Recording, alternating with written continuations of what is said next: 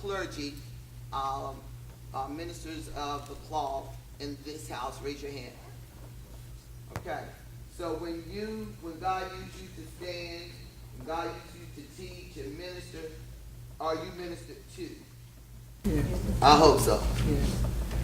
This was the most shocking news to my soul. When I asked the question, think about a crisis you've had. Think about situations you've gotten into. Who was the first person you ran to? That's the person you made your shepherd. And I screamed because my father, Horace Williams, was my shepherd. You see that? But should not have been my shepherd.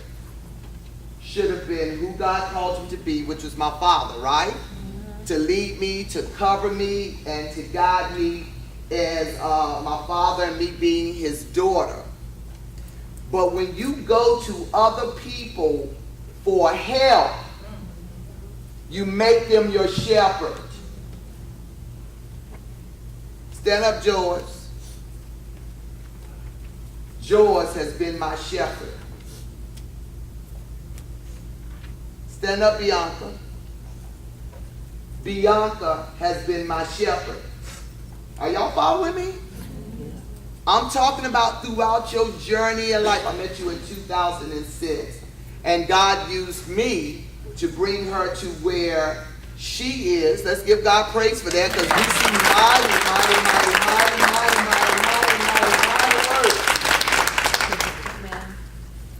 But when things got rough, is anybody with me? If you want to be delivered, you be with me. When things got tough, I picked up the phone and called my shepherd. Wow. And that's why we sat, and that's why we sit still today in things as long as we do, because we are seeking. This is Bessie right here. This is Sissy. And watch this. And she wasn't even capable, worthy, of being my shepherd. Wow. She wasn't even capable of being my under shepherd. She was my best friend.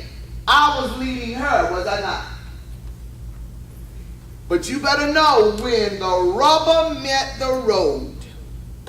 You better know when stuff was crazy in my house. But we've been together over 25 years. I called my shepherd. Is that not amazing? Is that a wake-up call for anybody? That's it. Now, God is not saying that we still dealing with he's more than enough, right? So God is not saying that you cannot have conversations with people that you trust. I didn't say that's what I did. You didn't do that either. You went to the person. Don't want to tell the truth. You went to the person to ask them what you should do. Regardless of how you asked them, you still said, what should I do? In the way we asked, what should I do? I need help. Raise your hand. I need help. I don't know which way to go.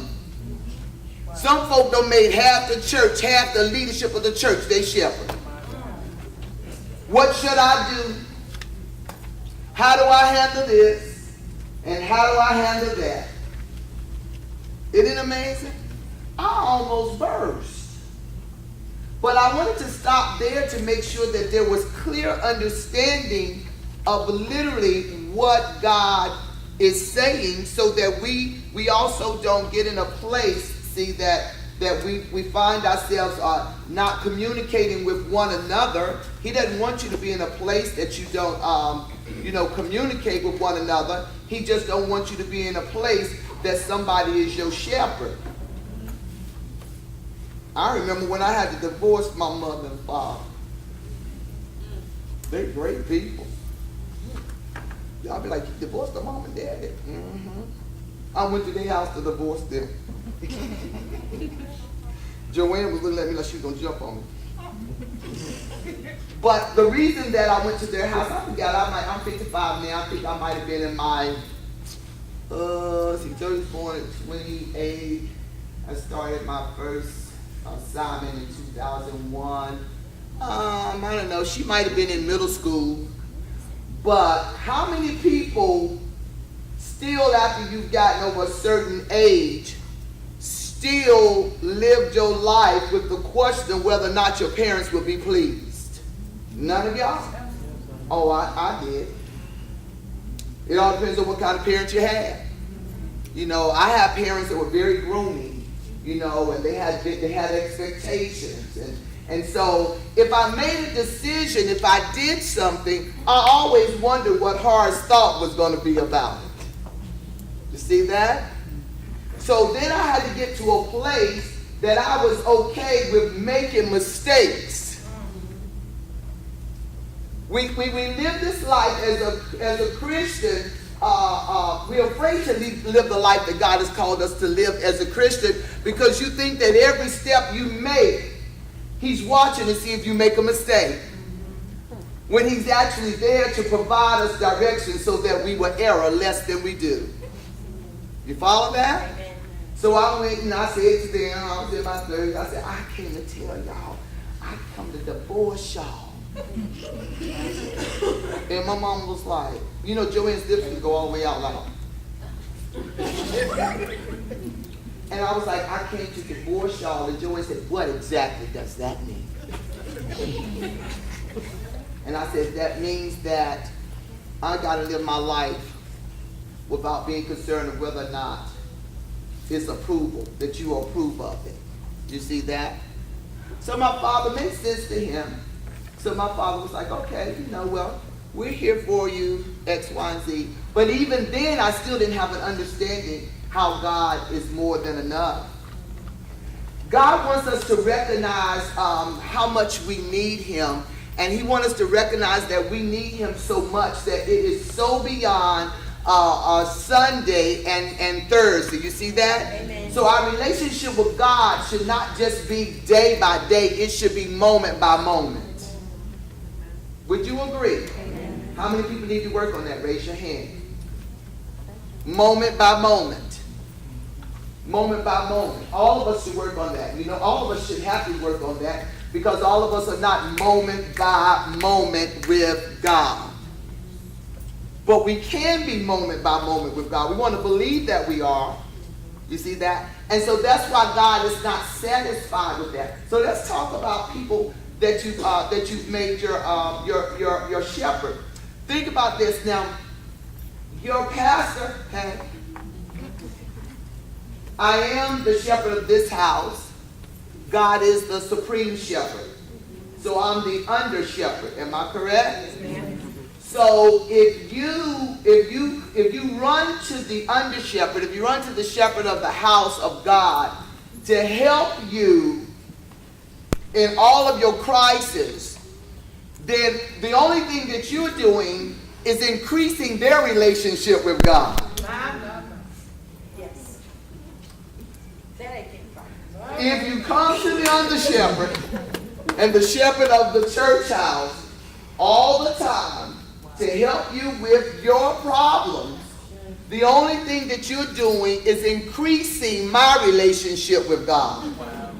Because I have to go to God on your behalf. So that means I'm the one that's intimate with Him and you're the one that's waiting on it.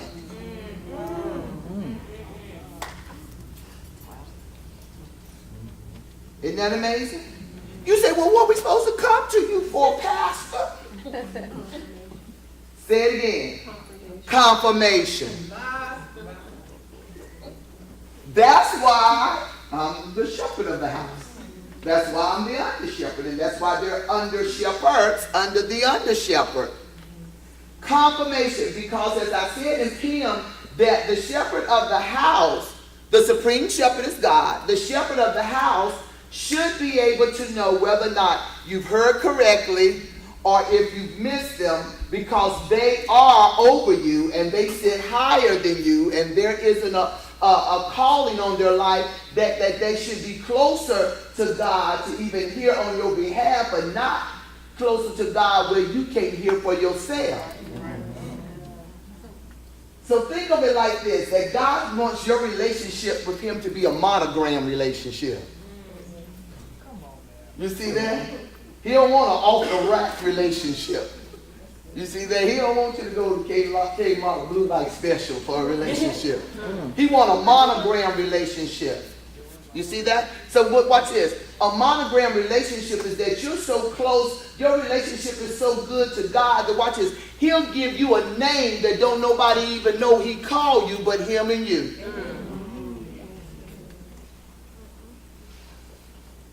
Isn't that amazing? He'll eventually reveal it, but he'll give you that name. Now, how is it that we have that monogram relationship? It's easy. When you think about this, God has put your initials on his heart. And what he wants you to do is to put his son's initials on your heart. Isn't that something? Somebody say daily. Moment by moment, second by second, not Sunday and Thursday. And he's more than enough. So then when all the stuff that goes on that I was preaching and teaching about on Sunday, when all that stuff go on, then we will go to the Supreme Shepherd. So watch this. So when you say, God told me to start a pantry. God said to me to feed his sheep through starting a pantry. And I'll say amen. Because that means that I respect what you feel you heard from God. So then the shepherd begins to ask questions. So how did God direct you to do that? How has God shown you to do that? So when you begin to share how God has shown you to do that, then God begins to share whether or not you even have those things in your life in order before you can even provide them for somebody else. God has told me to start a pantry, but you don't never have any food yourself. God has told me to feed his sheep, but you're always borrowing money for your family to eat. You follow me? So then, therefore, the shepherd of the house, the under shepherd, will be able to say, well, let's talk about, how you manage your finances. How does that flow in your house? So it'll be able to give you guidelines, be able to show you, be able to teach you what things you need to do. See, you can't function out of the gifts that God has given you effectively if you're not functioning out of them for your own life. Your own life. Your own life. What's the purpose in being a healer and you ain't healed yourself? What's the purpose in being a deliverer and you are in bondage but have the ability to deliver people? What's the purpose of hearing God's voice for everybody on the front row but you ain't heard God speak to you in 6 months? Amen. Somebody say he's more than enough. He's more than enough. Is it good? Yes. All right, so look at this piece right here. So even being the champion, even having, God has made us unique, right? Yes. You have a unique personality. Would you agree? Yes. Your orientation is unique. Your purpose is unique, right? Your calling is unique. But if you don't have the relationship with him that you know that he's more than enough, then you'll never see any of these come to pass. You'll never ever see. You'll just say, I'm unique. You'll just be going by what somebody's told you. I'm different. My orientation is different. No, the way you dress is different. Doesn't necessarily mean you're unique. You see that? Are you following me? So look at this piece right here. So in that, he wants a relationship with you and I like none other. So touch your neighbor, say neighbor. Your relationship with God is not like mine. Now, there are some things about our relationship with God that covers all of us because the Word tells us so. But the piece that God wants you to be involved with is the relationship that you have with Him that is not like anybody else's in this room. That's why folk testify and say, you don't know like I know what He's done for me. They're not talking about food and lights and gas in their car. You see that? That's why folks say, you ain't got the time for me to tell you.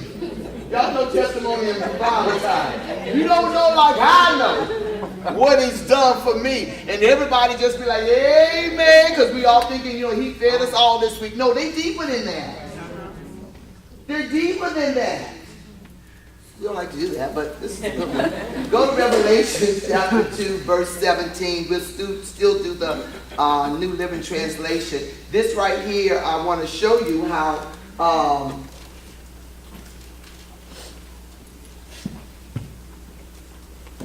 this is the part I want to prove to you that He'll give you a name. Yes. Could you read? Anyone with ears to hear must listen to the Spirit and understand what He is saying to the churches. And this is when He was speaking to the 7 churches. Okay? To everyone who is victorious, I will give them some of the manna that has been hidden away in heaven. And I will give to each one a white stone, and on the stone will be engraved a new name that no one understands except the one who receives it. If you really truly want to really get involved in your relationship with God and to know your identity and watch this and seek Him for the name that He is giving you, the name that He has He's calling you, because the name you have right now is what your mother and father gave you. But who does God say you are? What is that name that God has for you? You follow what I'm saying? So you would say, well, I have 2 identities. I have an identity in the earth realm and an identity in the spirit. No, ma'am, you have one identity. One identity. Watch this.